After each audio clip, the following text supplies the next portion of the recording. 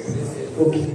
Buenas tardes a todas, todos, todes. Bienvenidos a la Casa de Francia y estoy muy contento de inaugurar con esta actividad la Noche de la Poesía 2023.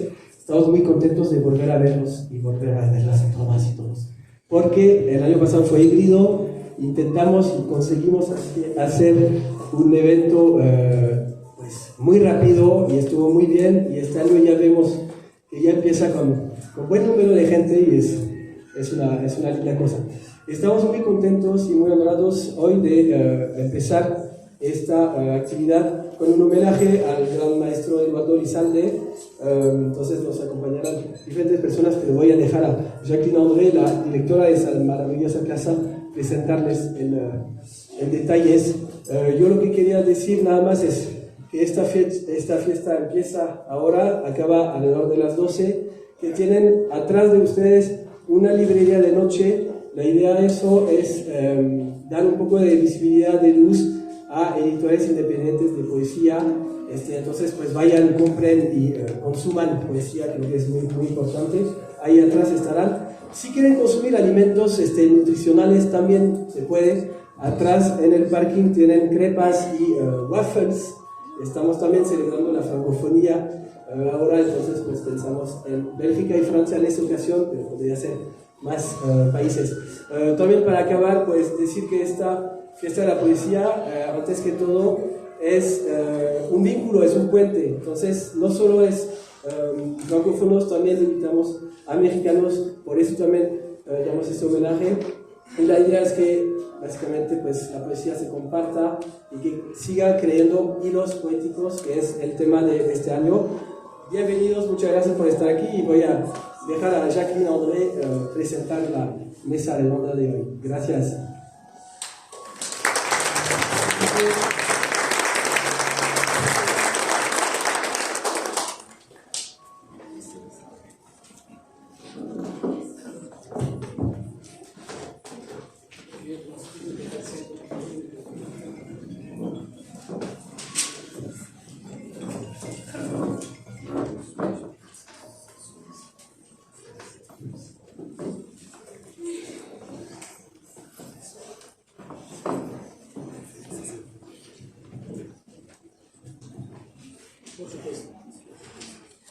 Pues bienvenidas y bienvenidos sean todos.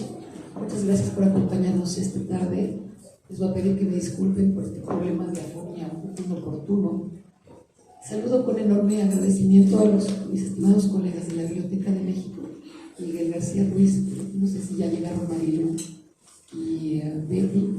Un gran agradecimiento que hago extensivo a su director, el maestro José Mariano Leiva Pérez Gay, porque tuvieron el generoso gesto de prestarnos una parte de la exposición que presentaron cuando el maestro Lizalde cumplió 90 años en el recinto de la Biblioteca de México. Entonces, muchísimas gracias por su generoso apoyo.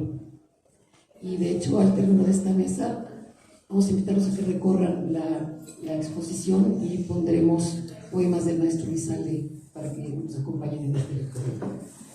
El 25 de mayo de 2022 se apagó una de las voces más potentes y originales de la poesía mexicana contemporánea, un poeta verdadero como lo definió Octavio Paz. En esta noche de la poesía deseamos celebrar su trayectoria y su legado en la vida intelectual del país. Tal vez haya quien se pregunte por qué rendir homenaje a un poeta mexicano en un contexto esencialmente francófono. Como han podido ver y como dijo Mateo hace rato, el tema de esta octava edición de la Noche de la Poesía es hilos poéticos, que se eligió para poner de relieve cómo a través de la poesía y el arte es posible trenzar relaciones y afectividades entre países más allá de las barreras geográficas o lingüísticas. Los vínculos que Eduardo Lizalde tejió con la lengua francesa se ven reflejados desde luego en sus traducciones de poemas de Pierre de Ronsard, Paul Valéry, Victor Hugo, Baudelaire, Rainer Maria Rilke o el Conde de los Clermont, entre otros, pero también en el noble apoyo que le brindó a la FAN en diversas ocasiones como director de la Biblioteca de México para presentar en el recinto a su cargo exposiciones de escritores franceses como Julio Verne, Émile Zola, Victor Hugo, Jean-Paul Sartre o Albert Camus. En octubre de 2011 le fue otorgada la Orden de las Artes y las Letras del Gobierno de Francia en el grado de caballero por su contribución en la difusión del pensamiento literario y filosófico francés. De sus múltiples vocaciones, filósofo, ensayista, narrador, cuentista, traductor, dibujante o académico, en esta mesa nos ocuparemos de dos de sus principales pasiones artísticas, la poesía y la música. Para hablar de ello, agradezco profundamente la generosa participación de Eduardo Hurtado, Manuel Irizar.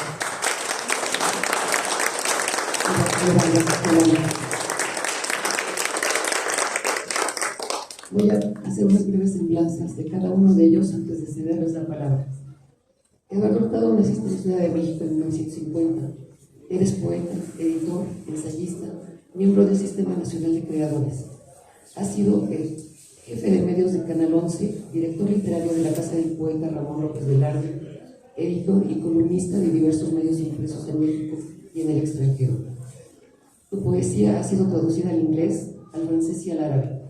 En 2015 ganaste el Premio Nacional de Poesía Carlos Pellicer para obra publicada por Las 10.000 Cosas. En particular sobre Eduardo Lizalde, has colaborado en Las Huellas del Tigre, publicado por Conaculta Fonca y Ediciones del Ermitaño del año 2000, en Algo Sangra, aproximaciones críticas a Eduardo Lizalde, de Ediciones Sin Nombre, publicado en 2015, y prologado Eduardo Lizalde, lectura de 3 décadas, publicado por la UNAM en 2001, dentro de la colección Voz Viva de México, así como Todo Poema está empezando, publicado por la Universidad Autónoma de Nuevo León y la Cámara de Ediciones en 2008, y del cual tenemos un fragmento justo acá atrás. Manuel Irizar nació en la Ciudad de México en 1948. Usted ha sido productor y director de programas culturales en radio y televisión, con un particular énfasis en la ópera. Ha colaborado en Radio Educación, Canal 11, Canal 22, TV UNAM y Capital 21, entre otros. Produjo o dirigió importantes programas como La Plástica y la Crítica con Rafael Tibol, Aquí nos tocó vivir, Poetas de México, La mejor música del mundo, el espectáculo Sin Límites, 100 años de ópera en México, conducido por Eduardo Lizalde, y Operomanía, igualmente con Eduardo Lizalde y el también añorado maestro Ernesto de la Peña. Colaboró con el prólogo y la iconografía del libro de Eduardo Lizalde, La ópera hoy, La ópera ayer, La ópera siempre, antología de crónicas, está ahí. Una publicación de Conaculta de 2003. Actualmente colabora en la revista internacional Opera World y a través de su canal de YouTube comparte la extensa memoria archivística sobre ópera que ha constituido a lo largo de varias décadas. Rafael Vargas Escalante, nacido en la Ciudad de México en 1954. Eres poeta, ensayista, periodista y traductor literario. Has sido editor y coordinador en el Fondo de Cultura Económica, jefe de publicaciones de la Universidad Autónoma Metropolitana y editor de Casa del Tiempo. Miembro de los consejos de redacción de Reguilete, Melodía y Nexos. Miembro fundador del Taller de Poesía Sintética. Becario del FONCA y del Programa Internacional de Escritores de Iowa y del Fideicomiso para Cultura México-Estados Unidos. Agregado cultural de México en Perú, Chile y Ecuador. Parte de tu obra ha aparecido en antologías como Entre estas aguas, Poetas del Mundo Latino 2009, o La poesía del siglo XX en México. Eres miembro del Sistema Nacional de Creadores desde 1997. Además de compartir la vocación poética y la amistad, fuiste un cercano colaborador de Eduardo Lizalde de la Biblioteca de México, cuya revista publicó la larga entrevista que le hiciste. Al igual que Eduardo Hurtado, colaboraste en la publicación de Algo Sangra, aproximaciones críticas a Eduardo Lizalde, y le has dedicado varios artículos en diversos medios impresos y digitales. Sin más, yo no los torturo más con esta voz, sin más te dejo la palabra. Mil gracias, Jackie. Bueno, verdaderamente hay que agradecerle a Jacqueline André su valentía para hablar a pesar de que tiene la garganta lastimada, y gracias por las introducciones, por las presentaciones de nosotros. Como bien dijo hace un instante Jacqueline, yo tuve la suerte de ser colaborador cercano de Eduardo Lizalde porque trabajaba en una biblioteca de México, trabajé ahí 10 años. Antes yo llegué a trabajar ahí con Jaime García Teresa, quien probablemente muchos de ustedes también ubican. A su muerte entró Eduardo Lizalde como director de la biblioteca y fue fantástico trabajar con él. Yo tenía ya la fortuna de conocerlo muchos años antes. Lo conocí, yo creo que a mediados de los años 70 o principios de los 80, al igual que Eduardo y que Manuel. Somos, digamos que, viejos amigos y conocidos de Eduardo. Pero no había yo tenido la oportunidad de trabajar con él, lo había yo visto trabajar. Creo que lo conocí justamente cuando él era director o subdirector de publicaciones del Consejo Nacional de Ciencia y Tecnología de CONACYT. Ustedes recordarán que hacían unas revistas estupendas, Ciencia y Desarrollo, Comunidad CONACYT. Bueno, Eduardo fue una gente de una versatilidad extraordinaria. Editor, traductor, periodista, en fin, y por supuesto, para resumir todo lo que fue, podríamos decir que fue un gran animador cultural. Con sus dos pasiones, las dos pasiones, bueno, hay que hablar, en el caso de Eduardo Elizalde hay que hablar de tres pasiones, pero aquí en esta mesa hoy vamos a hablar solo de dos. Esas tres pasiones son, no sé si decirlo por orden de importancia, Manuel probablemente me va a corregir, pero son la poesía, la música, muy concretamente la ópera, y la política. Estas tres pasiones se trenzaron y verdaderamente tomaron gran parte de su vida. Yo lo conocí esencialmente como poeta. Mi generación, de la cual tengo, digamos, el gusto de ver aquí a varios amigos cuya presencia quiero destacar. Está Blanca Luz Pulido, una linda y excelente poeta. Está Carlos Chimal, un gran narrador y divulgador de ciencia. Está Víctor Manuel Mendiola, editor, en fin. Todos nosotros crecimos admirando justamente a Eduardo Elizalde, admirándolo mucho y admirándolo a pesar de que para nosotros, en el momento en que nosotros empezamos a leer, es decir, 1974, 75, Eduardo no era el poeta tan valorado que sería después. Por un motivo muy claro, digamos, muy sencillo, por razones coyunturales, de fechas, de tiempos. Eduardo no figuró en una de las antologías de poesía más influyentes que se han publicado en México, que ustedes ya saben a qué me refiero. La antología es Poesía en Movimiento. No figuró allí porque en el momento en que estaba apareciendo Poesía en Movimiento apenas estaba apareciendo, digamos, el que yo creo que es su primer gran libro, Cada cosa es Babel. Un libro de poemas bellísimo, muy ubicado en lo que se llama el conceptualismo. La poesía de Eduardo en general es una poesía de muchos conceptos, muy llena de ideas y de inteligencia. Y entonces, digamos que por una razón u otra no llegó a figurar en esa antología, que fue para mucha gente como el muestrario de lo que era la poesía mexicana nueva a mediados del siglo XX o en la segunda parte del siglo XX. Y sin embargo, para mi generación, por eso quiero destacar esto, Elizalde estaba lejos de ser un poeta menor o mal apreciado. Es decir, nosotros teníamos, y yo en particular, lo puedo decir con mucho gusto y con gran orgullo, teníamos una enorme admiración por Eduardo Elizalde. De hecho, yo más bien recuerdo, en fin, dentro de mi ignorancia en aquella época, pensar que, claro, lo habían marginado, pero él, marginado y todo, era muy superior a muchos, a la mitad de los poetas que estaban en poesía en movimiento. Entonces, creo que como lectores nos fuimos acercando a ese poeta poco a poco, y en esa segunda mitad del siglo XX, digamos a partir de los años 60 o 70, nos tocó ver surgir, ir siguiendo la producción de Eduardo Elizalde conforme él iba publicando. Es decir, a partir de La Zorra Enferma, fuimos leyendo todas y cada una de las cosas que él iba produciendo. Y creo que puedo decir que lo vimos convertirse cada vez en un, si no un mejor, porque es hablar mejor en ese sentido, en un poeta cada vez más extraordinario. Llegamos al punto en el que uno sabía que cualquier cosa que firmara Eduardo Elizalde iba a ser de excelencia. Bueno, sobre la poesía nos va a hablar justamente Eduardo Hurtado, y sobre la otra vocación, que es tan importante como la vocación poética, nos va a hablar Manuel Irizar, que es el experto en esa vocación, pasión, que quizá fue el principal motor de Eduardo a lo largo de su vida. Ustedes deben saber que Eduardo Elizalde, antes de querer ser poeta, antes de escribir cuentos, antes de escribir ensayos, de hacer periodismo, de dedicarse al dibujo, Eduardo fue un hombre con una gran versatilidad y con una gran capacidad de hacer muchas cosas. Fue bueno en ciencias, pudo haber estudiado una carrera científica, era un excelente dibujante, en fin, tuvo muchas virtudes.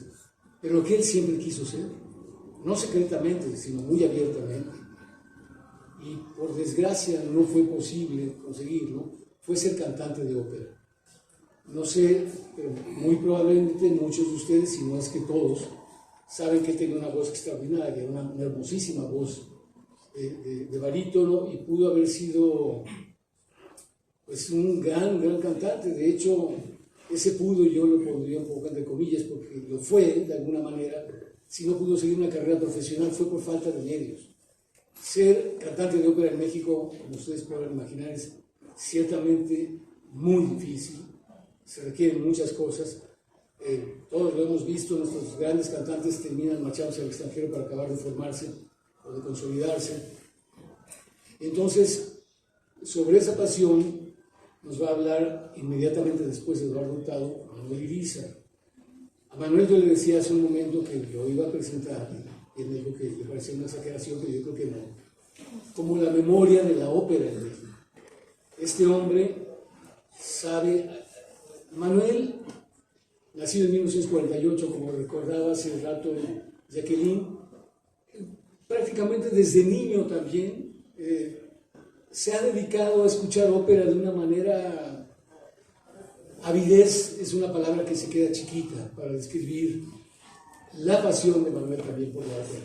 Y en esa pasión confluyeron Eduardo y Manuel. Cuando yo trabajaba en la Biblioteca de México, tenía yo el gusto de ver a Manuel llegar para buscar a Eduardo, ponerse de acuerdo y grabar los programas de ópera que hicieron juntos. Eduardo, digamos, ante las cámaras, y Manuel detrás de las cámaras produciendo el programa. Entonces, era una fiesta escucharlos, ponerse de acuerdo, en fin. De verdad, en fin, uno quisiera que Manuel escribiera no solo este libro, sino como 20 libros más, contándonos todo lo que sabe de ópera y lo que ha visto con relación a la ópera en México, cómo la ha visto transformarse. Pero bueno, me he extendido demasiado. Quiero darle la palabra a Eduardo e invitarlos, por favor, a que todas las preguntas que se les ocurran las guardemos para que de veras las formulen hacia el final. Para eso estamos aquí. Estamos aquí con ustedes, no porque sepamos más sobre Eduardo Elizalde, sino igual que ustedes, para conocerlo mejor, para preguntarnos quién es. Les agradezco muchísimo su presencia, de verdad. Es un placer estar aquí.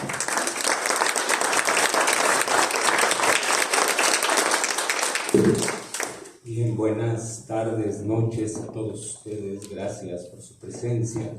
Gracias a Anifal por la invitación. Jacqueline, de verdad, muy agradecido. Rafael, gracias por acompañarme. Gracias por acompañarnos en esta mesa. Manuel, la antología de la que hablaba Rafael hace un momento, Poesía en Movimiento, es de 1966. Yo tenía entonces, les voy a dejar que hagan cuentas, aunque van a necesitar algo más que un abaco, 16 años. Y mi entrada a la poesía mexicana contemporánea fue justamente por ese libro, Poesía en Movimiento. Y en efecto, después de leerlo, yo tenía, a pesar de mi temprana edad, la sensación de que había ingresado al canon prácticamente cerrado de la poesía mexicana hasta ese momento.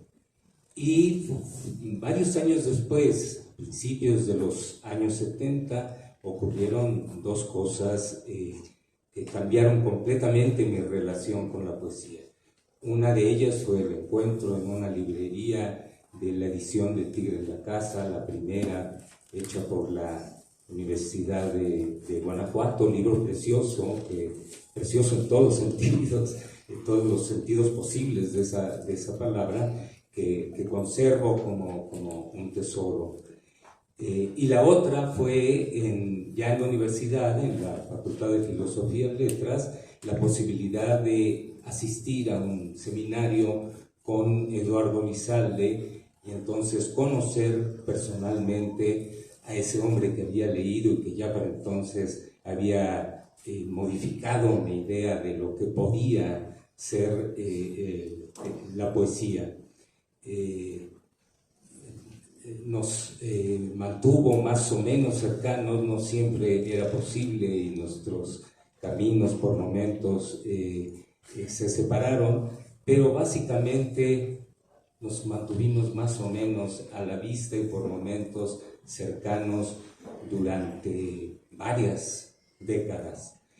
Y resulta que ahora, después de su muerte, a partir de que Marisol Schultz me invitara a asistir a Guadalajara a hablar sobre Elizalde, ya había muerto para entonces, tuve una especie de encuentro mediúnico con Eduardo que me dictó estas líneas que voy a leerles ahora.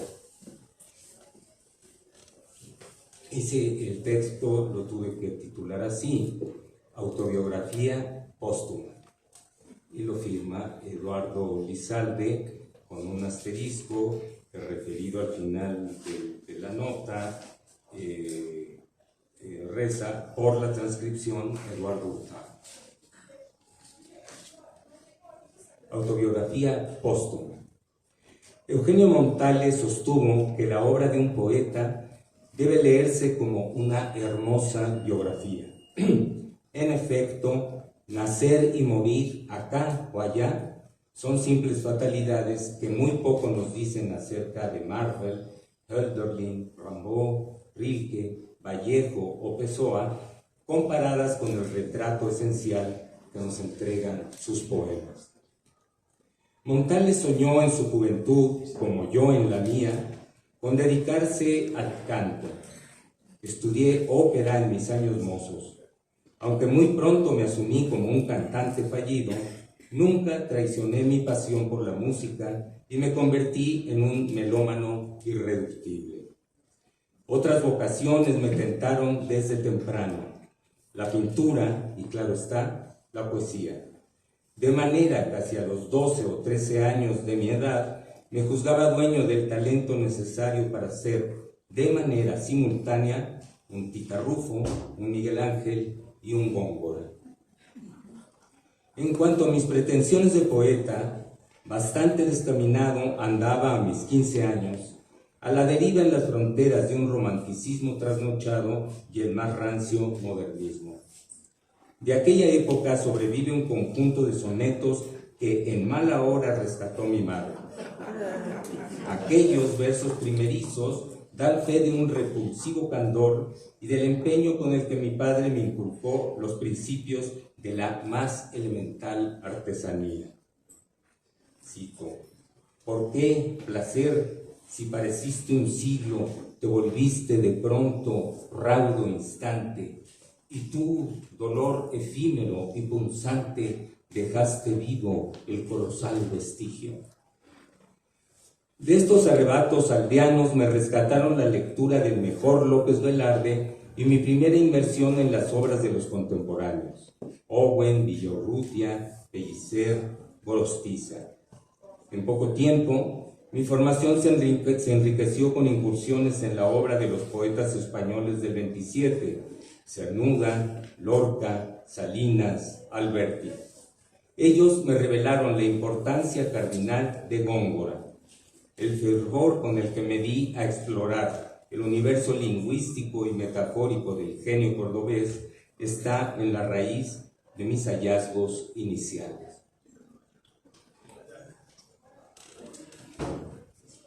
Hacia 1948, Enrique González Rojo y el que esto les comparte con la mediación de un amanuense más bien tardo, diseñamos una especie de fenomenología que bautizamos con un nombre de cuño vanguardista: poeticismo. Muchos años después, yo mismo me encargué de hacer la crítica de aquella desatinada empresa cuya borrosa existencia en beneficio de la especie humana y de la lírica universal fue muy breve. Irracionalmente extensas fueron, en cambio, las obras pergeñadas con apego a su farragosa perspectiva. Tan solo la relatoría de los enredados principios poeticistas ocupó, en la versión de mi querido Enrique, un importante número de páginas. Descomedidos y mayormente infumables fueron también los poemas redactados por los 3 o 4 militantes de aquella prescindible escuela. Nunca me atreví a publicar mis libros estrictamente poeticistas, verdaderos aluviones de versos confeccionados a partir de una teoría que, según los presupuestos debatidos en las abrumadoras reuniones de nuestra cerrada cofradía, buscaba formular y sistematizar los recursos expresivos que permitirían la creación de imágenes inéditas. Debo admitir, sin embargo, que aquellos triunfos rigurosamente inéditos eran tan deplorables como el primero de mi autoría que conoció la imprenta, La mala hora, anómala criatura nacida de la aberrante cópula de un poeticismo jactancioso y un marxismo escolar. Mucho más tarde, con fines más bien profilácticos, recogí unas cuantas muestras de los perfectos adefesios que es posible engendrar cuando se intenta escribir poemas con apego a cualquier ideología religiosa o política.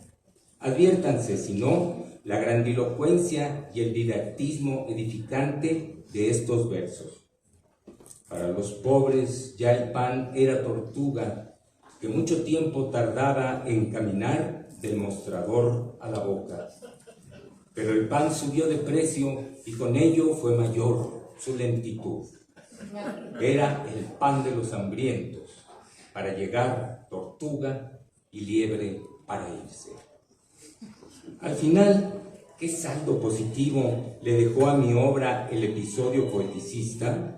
Algún crítico perspicaz consignó un inventario de presuntas ganancias, entre ellas la lectura concienzuda y exhaustiva de los grandes poetas de nuestra lengua, junto con la determinación de enfrentar el lenguaje como quien examina un organismo vivo en cuyo cuerpo late la inagotable posibilidad de articular los nombres de otro modo. En lo personal, de aquella experiencia creo haber sacado en claro que es un error confundir el amor a las palabras con la tentación de ponerlas al servicio de un estilo pulcro o simplemente dotado de elocuencia. La relación con el lenguaje suele cobrar la forma de una querella entre seducción y rechazo, fascinación y desencanto. Para el poeta es obligado reflexionar sobre un asunto tan antiguo como arduo, el de la relación entre las palabras y las cosas, los nombres y lo nombrado. A principios de los años 60, el tema me llevó a sostener intrincados debates con Enrique González Rojo. Él solía desmenuzarlo desde una perspectiva filosófica que yo enfrentaba con un montón de teorías entresacadas de la nueva lingüística. Aquellas disputas fueron el caldo de cultivo de Cada cosa es Babel, un largo poema en el que, por primera vez en mi biografía de escritor, pude reconocer un rango, el del decoro, que me permitió absolverlo de mis tentaciones revisionistas. La proliferación de imágenes de signo apocalíptico que pueblan las páginas de aquel babélico poema bien puede leerse como un vislumbre de la violencia exacerbada, el misántropo encono que destila buena parte de mi obra a partir de El tigre en la casa. Yo no existí a los ojos de lectores y críticos antes de la circulación de este delgado librito publicado en 1970 y que en breve tiempo se ganó la aprobación casi unánime de esa congregación exigua pero persistente, capaz de entusiasmarse con la aparición de un buen conjunto de poemas. Desde luego, el recibimiento de una obra literaria responde a diversas circunstancias. El tigre en la casa, el título más emblemático de todos los salidos de mi pluma, encontró terreno fértil en el ánimo desencantado que pesaba sobre distintos sectores de la aldea global, secuela del colapso de ideales y utopías nacidos al amparo de los candorosos 60s.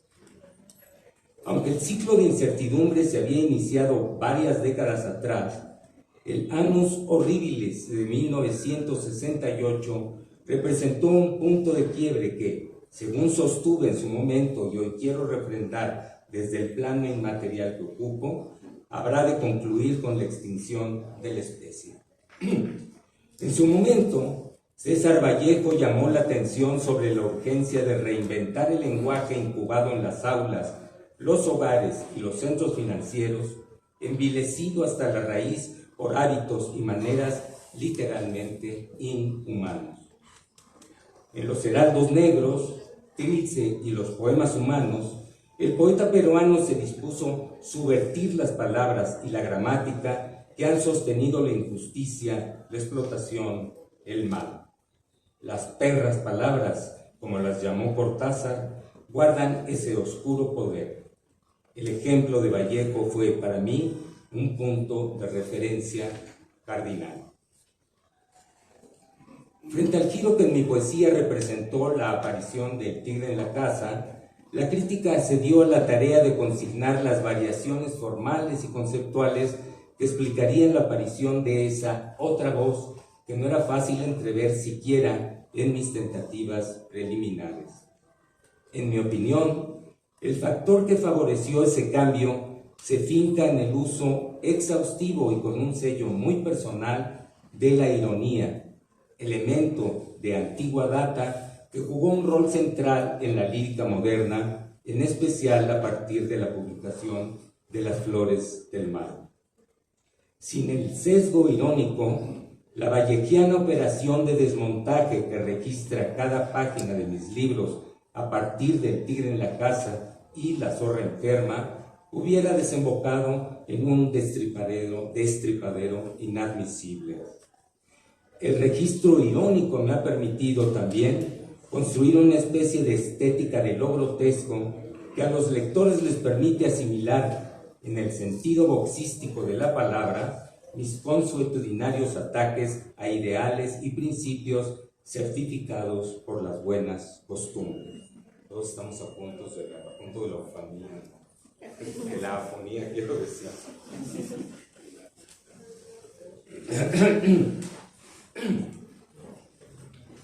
Se ha hablado con razón del uso repetido en mis poemas de paráfrasis, recreaciones y parodias formuladas a partir de fragmentos y citas que, a lo largo de mi biografía de lector, recogí de diversas tradiciones literarias.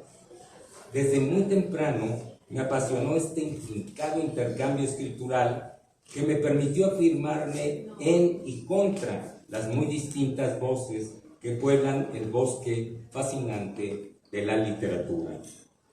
De esas voces me serví para expresar mis puntos de vista sobre algunos asuntos que me obsesionaban: el amor, el sexo, la violencia y la ternura, la moral, la vida ciudadana, la política. Mi intención fue asomarme a las maneras en que otros han explorado estos temas ecuménicos, retomarlos con un talante crítico, indagar su envés, acosarlos, trazar su caricatura.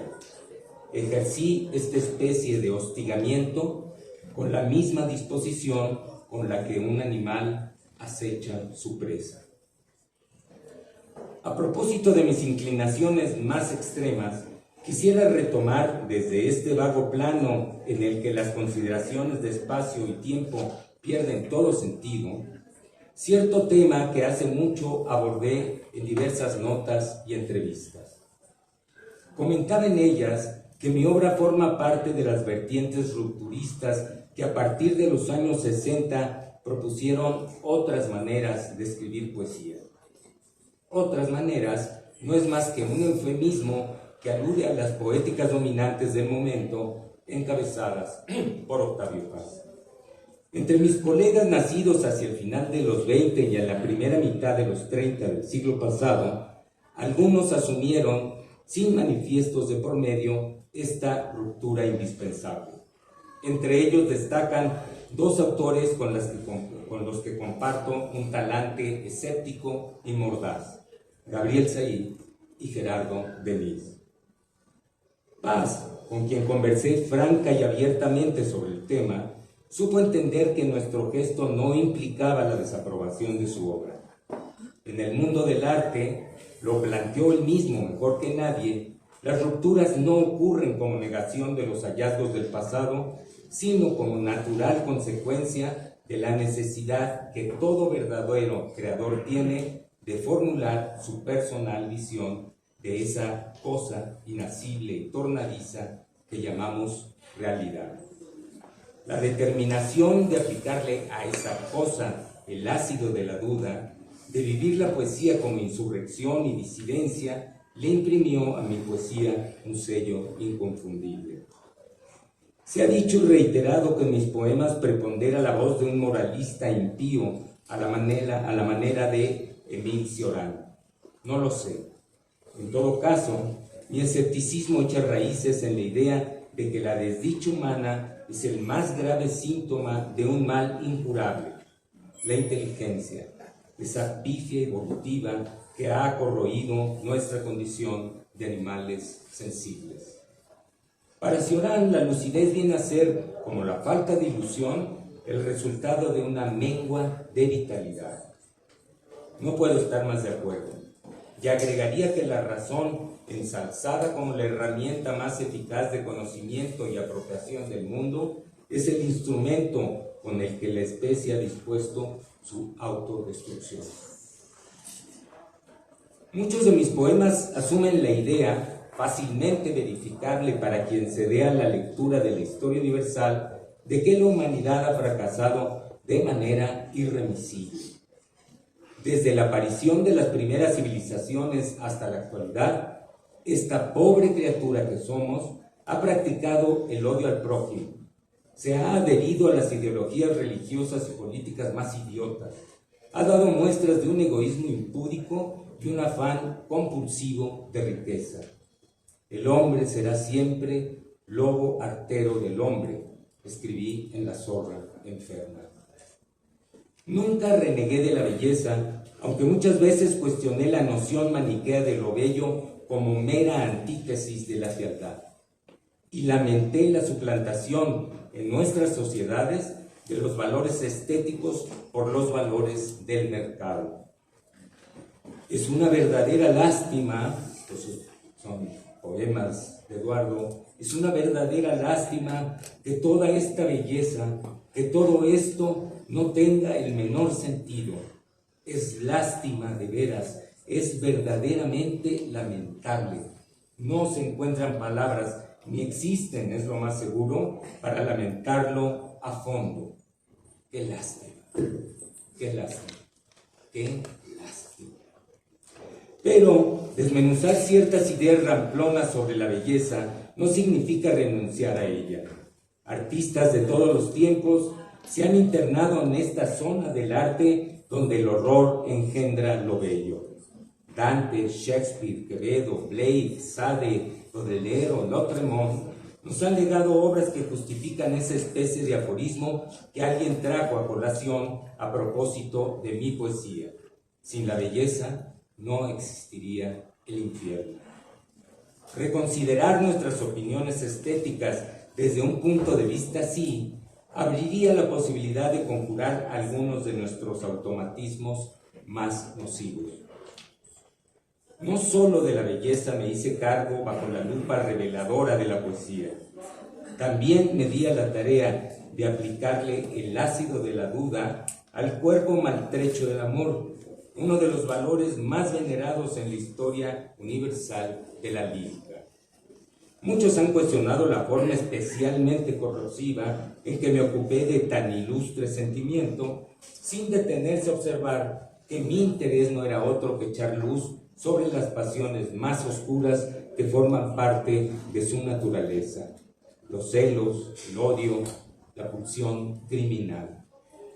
Y ocurre que una lectura literal de mis textos dio pie a que se me endilgara el deshonroso epíteto de misógino. Error flagrante. Leer literalmente un poema es signo de estulticia. Cuando pongo en palabras de un hombre los más crudos insultos dirigidos a una mujer, no hago sino darle voz a la furia, la reacción animal que desencadena el desengaño amoroso, la más lacerante de las tragedias humanas. Griegos y romanos la recrearon sin concesiones en cantos y epigramas de una violencia inédita. La literatura contemporánea se ha ocupado de retomarla desde una perspectiva que se alimenta de las más recientes aportaciones de la psicología, la filosofía y la semántica. Mis poemas de desamor no pueden leerse, salvo forzando las cosas, como un llamado al rencor universal contra las mujeres. No fue esa mi intención, como no fue la de Nabokov en Lolita, Flaubert en Madame Bovary, Arriola en los cantos Bovary, Arriola en los cantos de Mandolor o Bonifaz Nuño en su extraordinario Albur de Amor. Todos ellos han recibido en su momento a toro pasado la desaprobación de muchos lectores y críticos. Al final del día, sus obras siguen ahí para quienes se dispongan a leerlas sin prejuicios extraliterarios. Más allá de las experiencias personales implicadas en estos poemas míos sobre el desamor, mi objetivo al escribirlos fue delinear una especie de espectro de la desdicha humana. Escribí sobre la infelicidad en el amor, esa blanda furia, sin establecer diferencias de género, tal y como lo hice al arremeter contra los cimientos de una cultura que ha hecho de los grandes ideales y las buenas intenciones un arma de dominio. Mis malignidades son incluyentes. Mi decepción es del ser humano, no de la mujer. Siempre me asumí como un misántropo, nunca como un misógino. Dicho lo cual, señores, dado que el tiempo es suyo y nunca sobra, debo llevar a término este recuento. Lo haré con un breve comentario, sin el cual toda semblanza propia quedaría trunca. Fui, lo digo por si no hubiera quedado claro, un escéptico y un agnóstico incurable. Y no fue fácil. Para poder vivir, elegí ser leal a unos cuantos hábitos que aquí refiero. Bebí cantidades considerables de excelentes vinos, sin que esto entorpeciera mi dedicación a la lectura y el trabajo. Procuré tener siempre en la despensa los mejores quesos. En primer término, naturalmente, un buen Rocher Blanc. Cultivé la conversación, sobre todo con amigos inteligentes, cultos y dispuestos a no ser dueños de la verdad. Escuché música todos los días durante horas, como bien lo saben todos aquellos que alguna vez visitaron mi casa en la arbolada calle de Moras de la colonia del Valle. Muchas gracias.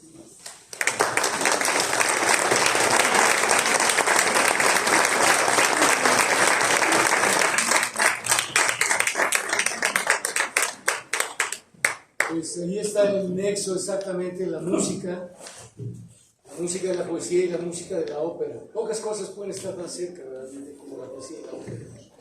Entonces escucharemos ahora a Manuel hablarnos de ese Eduardo Lizalde, de ese cantante que se revelaba de pronto en alguna fiesta. Eso era una maravilla. De pronto en alguna fiesta no tomaba la palabra, se apoderaba de la voz. Así es. Bueno, pues Eduardo Lizalde, recuerdo una vez que fuimos a su casa, ahí nos dice mi querido amigo Hurtado, en la calle de Moras, y me acuerdo que fuimos el ingeniero Humberto Terán Calderón, que es el encargado del audio del Palacio de Bellas Artes, y su servidor, a visitar a Eduardo a su casa.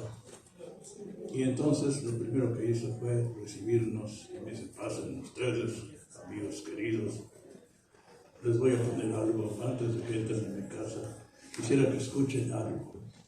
Y entonces puso una grabación en donde escuchamos la voz prodigiosa, portentosa, mágica, extraordinaria y bárbara de Tita Rufo, cantando a una de esas áreas que lo china del cuerpo y que le queda uno pasmado y vuelto loco oyendo esa voz del gran Tita Rufo, el rey de los barítonos. Y entonces estábamos los dos, mi querido amigo Humberto y yo, con una cara de admiración, y el gran Eduardo Elizalde dice: es infalible, así lo hacía mi papá. Cada que invitaba a alguien le ponía Tita Rufo y les ponía esta cara que están poniendo ustedes. Y entonces resulta que Eduardo Elizalde es el poeta del canto. Y en este libro, que ya les platicaré su historia, viene un epígrafe del autor de que ahorita les habla, Manuel Irizar, en el prólogo de este libro, que toma como epígrafe unos versos de Eduardo Elizalde, de Cada cosa es Babel, que también cita aquí mi querido Eduardo, y dice: canta el hombre y construye con su lengua el sabor de lo que canta. Es una definición maravillosa del canto. Construye el hombre el sabor de lo que canta. Eduardo Elizalde era un cantante frustrado. Me acuerdo también una vez que estaba muy triste en una grabación que hicimos en el Teatro del Palacio de Bellas Artes, en el foro, para presentar nuestra serie de programas 100 años de ópera en México. Y después de que terminamos el programa, Eduardo veía aquel hermosísimo teatro que quería don Porfirio Díaz en 1904, que se hubiera inaugurado en 1910 como el Teatro de la Ópera, que se había destruido, el Teatro Nacional, que desapareció por la picota, y construyeron este hermoso teatro que querían que se inaugurara en 1910 con las fiestas del centenario. Eduardo contemplaba el foro del Palacio de Bellas Artes desde el foro y decía: Manuel, una de las cosas que yo quise hacer en mi vida y que nunca lo pude lograr fue ser cantante de ópera. Y veía el foro y casi quería cantar ahí, lo que nunca pudo hacer, que fue su sueño frustrado totalmente y que nunca logró. Y entonces yo le decía: Eduardo, no eres un cantante de ópera, pero eres uno de los más grandes poetas de este país, eres una maravilla, Eduardo, mira, eres un poeta extraordinario, que vas a dejar historia en la poesía nacional. Y yo tratando un poco como de hacerle la barba, como si me haces la barba, ¿no? Y si me hace la barba para que cuando hable yo de él, hable yo bien también. Decía entre algunos otros sarcasmos. Y dice: no, hombre, no, mira, eres un gran poeta. Y de pronto me dice rotundamente: no me consuelas. O sea que realmente él siempre llevó ese amor a la ópera a tal grado que él había querido ser cantante. Y me platicaba, y aquí en el libro lo narro en algunos de sus textos, que él fue discípulo de un maestro de canto que había estado en colaboración con algún alumno de Tita Rufo, de ese que nos puso el disco que nos quedó, que nos dejó apantallados a todos. Él tuvo un maestro, que aquí habla muy bien de él, que dice que estuve luego buscando sus datos y se los perdí, los datos de mi gran maestro, en la Escuela Superior Nocturna de Música. Estaba en la calle de Academia. Y ahí él, dice, era un muchacho de 16 a los 18 años, estuve yo tomando las clases de canto clásico con la Escuela de Bel Canto Italiana, que es la técnica más perfecta para los cantantes. Él estuvo ahí estudiando y tenía una voz prodigiosa, creo la explotó leyendo sus poemas como nadie, con una voz que después vamos a escuchar ahora cuando hagamos el recorrido.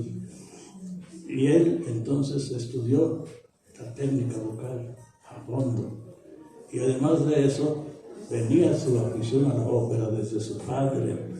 Como decía ese día, mi papá hacía esto, les ponía los discos, porque su padre era un extraordinario amante de la ópera que les dio esa educación a sus hijos de que escucharan los discos todavía de Bacalita, o los discos de 78 revoluciones por minuto, y escuchaban ópera de su hermano Enrique, su primo hermano Óscar Chávez y el propio Eduardo Lizardo. Me decía él también, nuestras voces vienen de parte de los Chávez, su mamá, esos vozarrones de barítonos o bajos barítonos, era de la mamá que tenía un vozarrón, la mamá. Dice, nosotros tenemos la voz de los Chávez, decía el poeta de Chávez. Y resulta que llegamos a hacernos amigos después de ese y lo veía yo siempre, porque en el periódico Nacional, que estaba ahí en el Rey de Rosales, iba a llevar sus notas de ópera, iba a Bellas Artes y escribía las notas a buena pluma o a buena máquina, y los llevaba al periódico Nacional y salían los jueves, creo, un día de la semana, y yo era para mí un día de fiesta ir a comprar el periódico y leer las crónicas de Eduardo Lizardo, porque eran verdaderamente tratados extraordinarios de la ópera. Era uno de los hombres más cultos y más sabios y más conocedores de ópera, no solamente de México, del mundo entero. Él tenía en su casa todas las grabaciones de todos los cantantes más famosos a los que él admiraba, todos los libros de ópera habidos y por haber, enciclopedias, tratados filosóficos sobre el canto, y todo en su casa. Andaba siempre comprando discos, long play, discos láser, compact disc, pero desde su padre, que le había enseñado la música en los discos de 78, siempre se hizo una biblioteca, y de una biblioteca impresionante. Y me acuerdo que llegábamos a su casa, y además de que veía los libros de Carlos Marx, tenía todo el marxismo, tenía libros de marxismo, decía, mira, dice, estos son todas las obras de Marx y de todos los seguidores marxistas, dice que sí los he leído todos, no están de adorno. Dice, no están de adorno. Y ahí, en otros estantes, tenía todas las grabaciones impresionantes que había conseguido y que andaba en todas las tiendas de discos buscando las novedades. Y ahí a un cantante que le gustaba, como eran sobre todo los de su tesitura, como Tita Rufo, como Charlie Chaplin, como los grandes bajos, él investigaba a fondo todo lo que había sobre ellos para saber más de ellos, y oía sus discos y los compartía además. Entonces, hasta que se fundó el canal 22 de televisión, lo invitó el director del canal, que era José María Pérez Gay, y dice, para Eduardo Lizardo le vamos a invitar a que haga un programa de ópera. Y entonces me invitó a mí a que yo fuera ese productor y director del programa, realizador del programa. Él hacía todo, presentaba, salía cuadro, y ahí fue donde él hicimos 225 programas que pasaban 2 veces a la semana por la televisión, presentando a los grandes cantantes que se presentaban en México, y ahí estaban todos los grandes cantantes. Cada semana era un cantante diferente, y los iba presentando, y llegamos al número de 225 programas. Y después de eso, ya se terminó el sexenio, y como hubo cambio de sexenio, y como todo lo anterior no servía para nada, se terminó el sexenio. Pero regresamos al canal TV UNAM a hacer otro programa con Ernesto de la Peña, que era otro erudito del canto, y ahí hicimos Operomanía, que hicimos otros 40 programas más. Estos programas todos existen y están empolvándose en algún cajón, en las bibliotecas que nadie ve, ya se quedaron ahí guardados y ya no existen para los oídos, para los que fueron hechos. Creo yo que una de las grandes labores que faltaría hacer todavía es rescatar ese material maravilloso para que volviera a transmitirse. Eduardo decía, ahí están los programas, ¿por qué no los vuelven a pasar? Decía, ¿por qué no pasan? ¿Por qué? Porque no les interesaba ya nada. En el Canal 11, que ahí grabé yo todas las temporadas de ópera desde 1980 hasta 1992, llegó una directora, Alejandra Rayú, que acaba de fallecer, y dice, no queremos tener ya cultura de las élites, cultura de las altas, de la alta sociedad. Nuestro canal va a ser cultura laica. Y ya terminó, ya no volvimos a grabar ópera en el canal. Después ya, durante el canal 22, fue que apareció cuando Eduardo Lizalde precisamente había sido director de la Compañía Nacional de Ópera. Y esa es una historia muy simpática porque entró con la culta apareció eso de ente extraño, con Consejo Nacional para la Cultura y las Artes. Y el primero que nombraron fue a Flores Olea.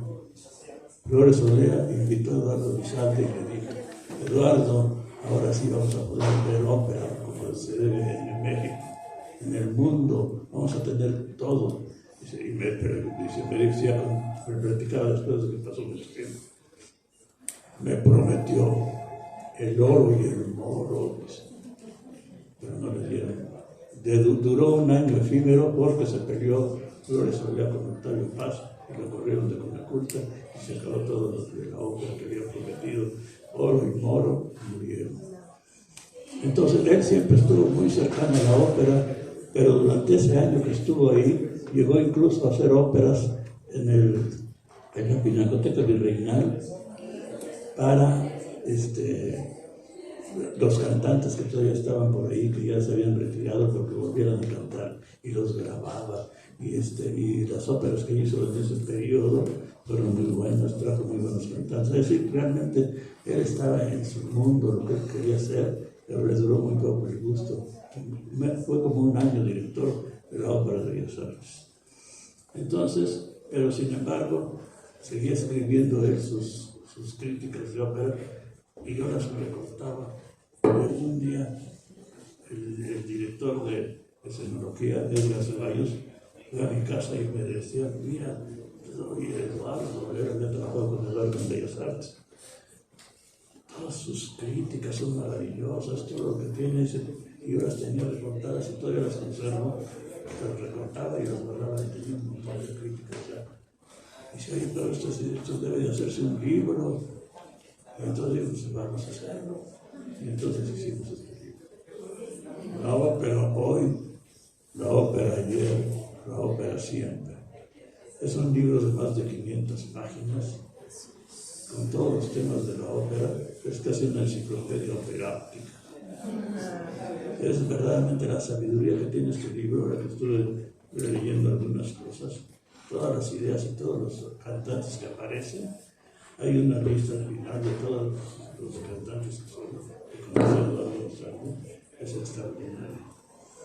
Pero entonces Eduardo fue siempre un promotor cultural y la ópera fue su amor frustrado. Como decía, oye, eres un gran poeta, Eduardo, no me consueles.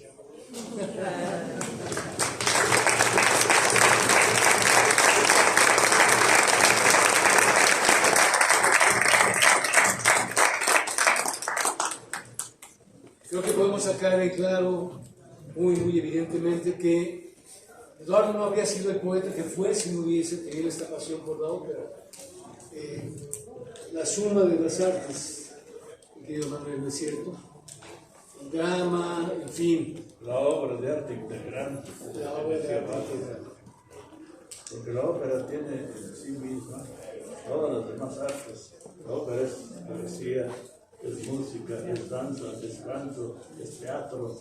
Es decir, por eso decía Wagner, la obra de arte integral. Es decir, todas las otras artes están en la ópera. Y eso es también de alguna manera el intento de Eduardo con su poesía. La cantidad de cosas que abordó, no por temas, no me refiero a temas, sino la cantidad de maneras que ensayó con su poesía es solamente la propia de alguien que está buscando una variación con la voz.